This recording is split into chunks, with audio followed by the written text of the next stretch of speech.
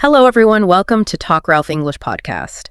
So, what if I told you that some of the sharpest, most highly educated professionals in the world are constantly betrayed by just 3 tiny words? I mean, it really is the ultimate linguistic glitch, isn't it? It totally is. You can possess a vocabulary of like 20,000 words, right? You can understand all this complex industry jargon and completely lead a boardroom. Yeah, but if the foundational code of your sentence is running an incompatible script, the whole system just sort of stutters. Exactly. And that stutter is exactly what we are unpacking today. We've got a really fascinating deep dive for you, looking at a breakdown from a great educational English learning show. Right, because our mission today isn't just to point out a mistake. We really want to figure out the structural why behind one of the most stubborn glitches for English learners. Which is, of course, saying, I am agree. Yes, the classic I am agree. We're going to strip away all that boring textbook jargon, look at the underlying code, and really arm you with a conversational toolkit.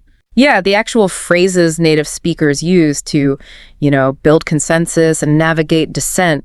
Because to fix a glitch, you can't just delete the error message. No, definitely not. You have to pop the hood and really understand the source code. And the root of I am agree has absolutely nothing to do with a person's intelligence. Right. Or their dedication to learning. Exactly. It stems from a very natural psychological phenomenon. Yeah. It's known as mother tongue interference.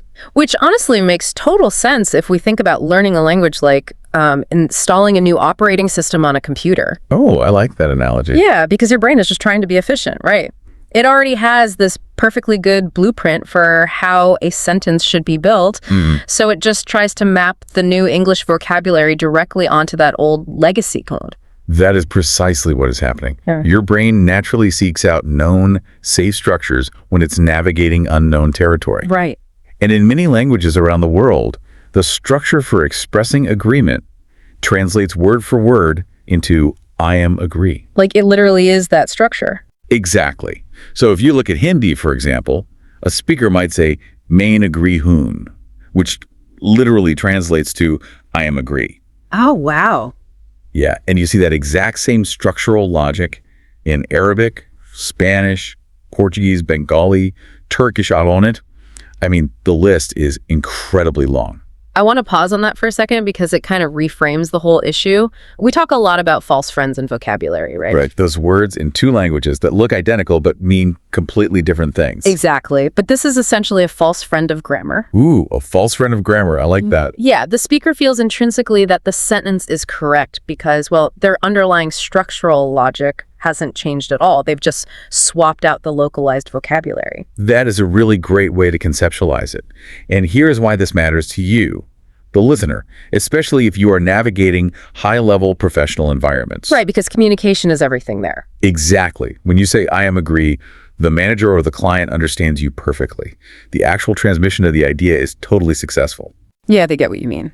But the subtle unintended signal you just broadcasted is, I am translating this in my head. I haven't quite mastered the operating system yet. Right. It introduces this micro moment of friction.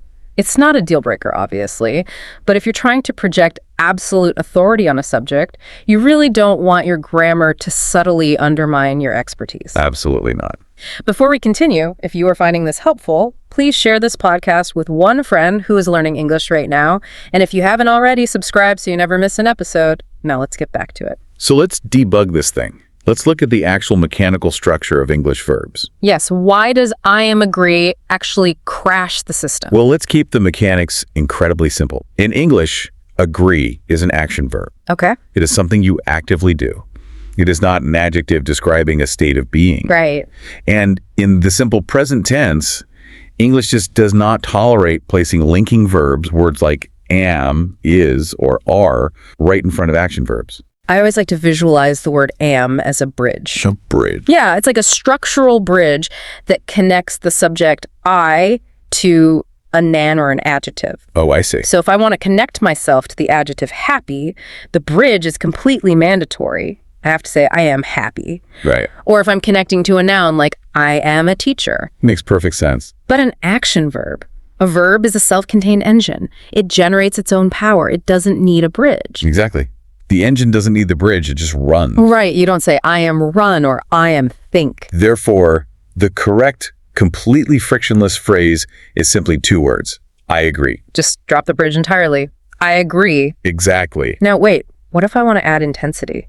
Does the bridge come back if I say, like, I am strongly agree? No, the bridge stays gone. Okay, good to know. Yeah, if you want to add intensity to an action verb, you just attach an adverb. It's like adding a turbocharger to your engine. Oh, right. So you say, I strongly agree, or I completely agree. The moment you add am, the system crashes again. Now, I know there is one scenario where the bridge is actually grammatically legal, and that's if you change the destination from a verb to a noun. Yes. I am in agreement. Exactly. Yes, agreement is a noun, so the am bridge is totally structurally sound there. Right. However, we have to look at the sociology of that phrase. I am in agreement is incredibly formal. Oh, yeah. It sounds like a legally binding contract. It really does. Yeah. If a coworker asks if we should order pizza for lunch, and you say, I am in agreement, I sound like a robot issuing a corporate directive. you do. It creates a really strange distance. You'd want to save that phrasing for a boardroom vote or like a legal negotiation. Right. But what's crucial here is that once you understand this bridge versus engine concept, you aren't just fixing the word agree. This is the best part, right? Yes, because this specific structural glitch spawns an entire family of compiling errors in the learner's vocabulary. Because if the foundational blueprint is flawed, every house you build with it is going to lean to the side. Exactly. So this is where we hear things like, I am understand. Or I am know. Right. Or I am think, I am want, I am feel. It's all the same glitch. Think about the leverage you get from fixing this one single rule. Yeah. By realizing that action verbs don't take the am bridge, you instantly clean up half a dozen of the most common, subtle mistakes that intermediate learners make. You are patching the core operating system, not just an individual app. Exactly. We are halfway through today's episode, and honestly, the best part is still coming.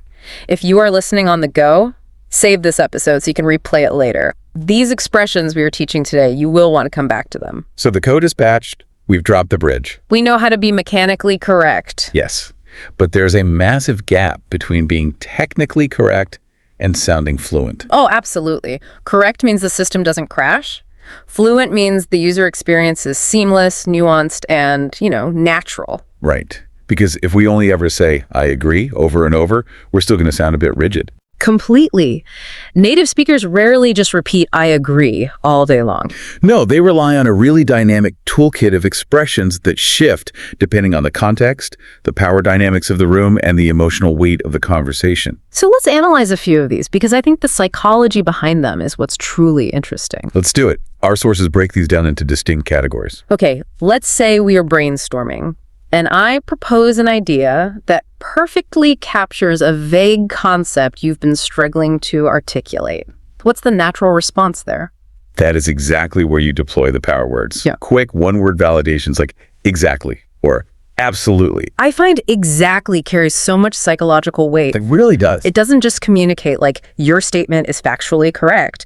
It provides this immense sense of relief, signaling you and I are on the exact same wavelength. You have synthesized my thoughts. Yes. It's a high empathy response, masquerading as a simple confirmation. I love that. Another one in that power category is totally. But this is where reading the room becomes critical. I was just going to bring that up. Totally is a great tool, but if I'm presenting to a chief financial officer who is 20 years my senior, Right. and I respond to their budget analysis with totally, I feel like treating them like a teenager at the mall. Yeah, it severely undermines the professionalism. Fluency requires situational awareness. Definitely. Totally. Leans heavily casual and skews toward a younger demographic. It's a fantastic tool for a coffee shop chat with a peer. But in a boardroom, you need a different tool. Exactly. You might pivot to phrases that validate the logic, like, that's a good point, or that makes sense. That makes sense is a fascinating one because it feels very objective. It is. It's not emotional at all. It just validates the structural soundness of the other person's argument. Exactly. But what if we want to build a little more interpersonal warmth? Okay, say I'm managing a team and someone points out a flaw in our workflow. I want to agree, but I also want to build alliance. Then you shift to phrases that validate the person, not just the idea. You could say, you're right about that. Or even stronger, I'm with you on that. Oh, I'm with you on that. That creates an immediate sense of partnership. It does. You aren't just confirming data. You are standing shoulder to shoulder with them. It's highly collaborative. And if we want to push that to the absolute maximum level of enthusiastic consensus, you bring out the heavy machinery. Which is? So I couldn't agree more. Which is technically mathematically impossible, but the hyperbole is the point. Exactly. You are telling them there is zero daylight between your opinion and theirs. But let's look at a trickier context. Okay. What if the other person is expressing a frustration, or maybe they hold an opinion that you only partially align with, but you still want to validate their feelings? But that requires a lot of nuance. A brilliant phrase for this is, I see what you mean. Oh, that's incredibly useful. It is. Because I see what you mean doesn't actually bind you to their conclusion. No, it just validates their process. It says, I recognize how you arrived at this thought. Which protects their ego, even if you ultimately decide to take a totally different path. It is a hallmark of high emotional intelligence in conversation. Any other empathetic ones? Another excellent one, particularly common in British English, is fair enough. I love fair enough. It feels like a really graceful concession. It does. It implies, I might have held a distant assumption 5 seconds ago, but your logic is sound and I am yielding the point without getting defensive. It really demonstrates maturity. You are allowing your mind to be changed in real time, which builds massive trust. This brings us to a critical juncture, though. How so? Well, human interaction isn't a permanent state of consensus. We don't just walk around all day validating each other. That is very true. Knowing how to agree naturally also means you have to know how to push back. And disagreeing in a second language without causing offense feels like trying to disarm a bomb. It is incredibly delicate. If you get the tone wrong in your native language, you can recover. Right. But if you get it wrong in a second language, you risk sounding blunt, dismissive, or just outright rude. So how do we fix it? First, we have to establish the baseline rule. I am disagree is just as much of a glitch as I am agree. Right. The simple, mechanically sound form is just, I disagree. Exactly. But even saying I disagree feels like throwing a brick wall into the middle of a conversation. It completely halts the momentum. Which is why polite disagreement is considered a very high-level fluency skill. Yeah. You don't want to crash the program. You want to propose a patch. You're trying to transform a potential conflict into a collaborative pivot. Exactly. So let's look at the code for that. A highly sophisticated alternative is, I see it differently. Let's analyze why that works so well. I see it differently completely removes the concept of objective truth. Yes, it does. It doesn't say you are wrong and I am right. It frames the conflict as a mere difference in perspective. It removes the ego threat entirely. Exactly. You are protecting their user permissions while calmly asserting your own. I love that. Another very soft approach is, I'm not sure I agree with that. That feels almost like an invitation. It is. You aren't slamming the door shut, you're leaving it cracked open, practically asking them to elaborate or convince you. It's very non-threatening. Then we have a classic structural technique, which is validating before pivoting. Which sounds like... That's an interesting point, but... This reminds me of the concept of psychological momentum. Oh, how so? Well, if someone is running fast in one direction, you can't just jump in front of them and shove them backward. No, you'd both get hurt. Right, you have to run alongside them for a second. That's an interesting point. Catch their momentum and then gently steer them onto a new path with the butt. That is a perfect analogy. You validate their contribution before you introduce the dissenting variable. Nice. Now, if you want to elevate that technique to the absolute premium professional level, you use.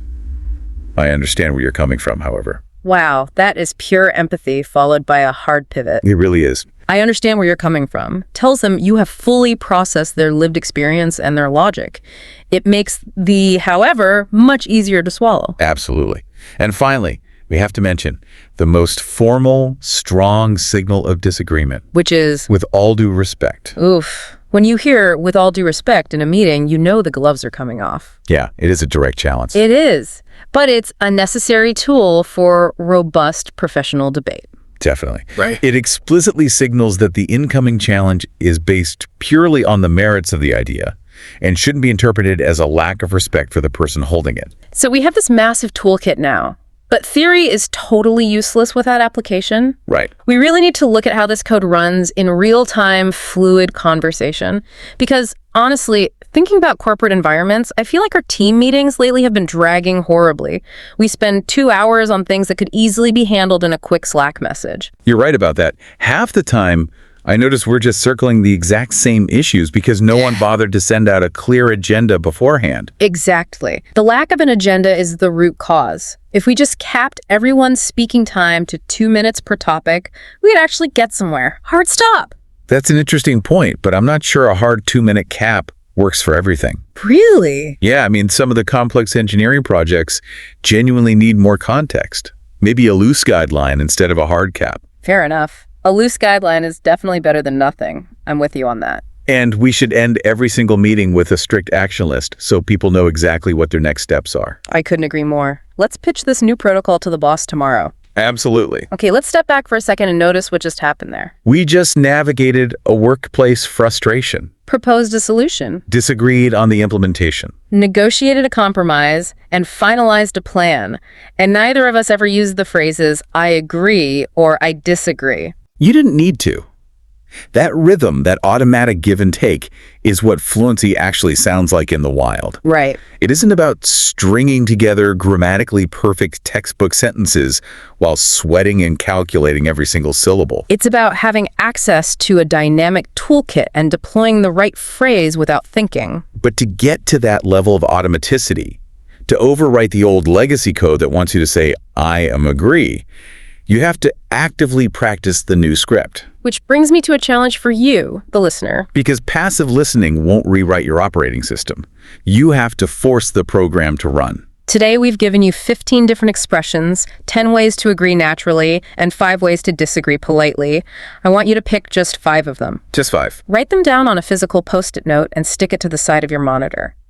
Sometime this week, I want you to consciously inject them into a WhatsApp chat, an email thread, or your next video meeting.